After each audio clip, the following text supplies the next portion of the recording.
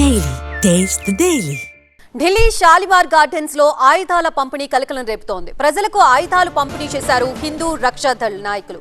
హిందూ సమాజం ఆత్మరక్షణకి సిద్ధంగా ఉండాలని పిలుపునిచ్చారు. ప్రతి కుటుంబం తమని తాము రక్షించుకోవాలని వారు సూచించారు. బంగ్లాదేశ్ తరహా పరిస్థితులు వస్తే ఆయుధాలు వాడాలని పిలుపునిచ్చారు. शासन को कुछ नहीं समझते, उन पे ही पथराव करते थे। आप कैसी बात कर रहे हो? उन्हीं पर बरेली में, संभल में आप देखो पुलिस प्रशासन को नहीं छोड़ा इन्होंने, उनको टारगेट किया उन्हें बचाने के। కత్తులు, గొడ్డళ్లు, తల్వార్లు ఒకటేంటి, ఫ్యాక్షన్ సినిమాల్లో కనిపించే సీన్లను మించి ఆయుధాలు తాండవం చేస్తున్నాయి. అక్కడ షాలిమార్ గార్డెన్స్ ప్రాంతంలో ఇంటింటికి వెళ్లి ఆయుధాలు అందజేశారు హిందూ రక్షా దళ్ కార్యకర్తలు. ప్రతి కుటుంబం తమని తాము రక్షించుకోవడానికి ఈ ఆయుధాలు వాడాలని కూడా చెప్పుకొచ్చారు. तो मुल्लाओं को काटना है, विधर्मियों को अपनी सुरक्षा हेतु।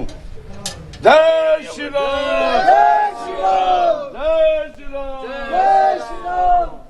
हर्षित भाई से करता हूं अभी।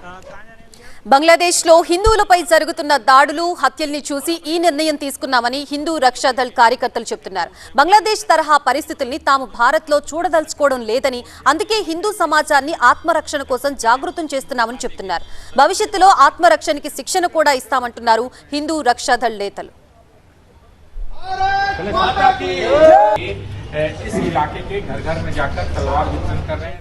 ఇలా ఆయుధాల ప్రదర్శన, పంపిణీ వంటి చర్యల్ని భారత్లోని చట్టాలు ఆమోదించవు. ఒకవేళ ఎవరైనా ఆత్మరక్షణ కోసం ఆయుధాల్ని కలిగి ఉండాలంటే అందుకోసం అనుమతులు తీసుకోవాల్సి ఉంటుంది. అవేమీ పట్టించుకోకుండా హిందూ రక్షా దళ్ చేపట్టిన ఆయుధాల పంపిణీపై కేసులు నమోదు చేసే అవకాశం కనిపిస్తోంది.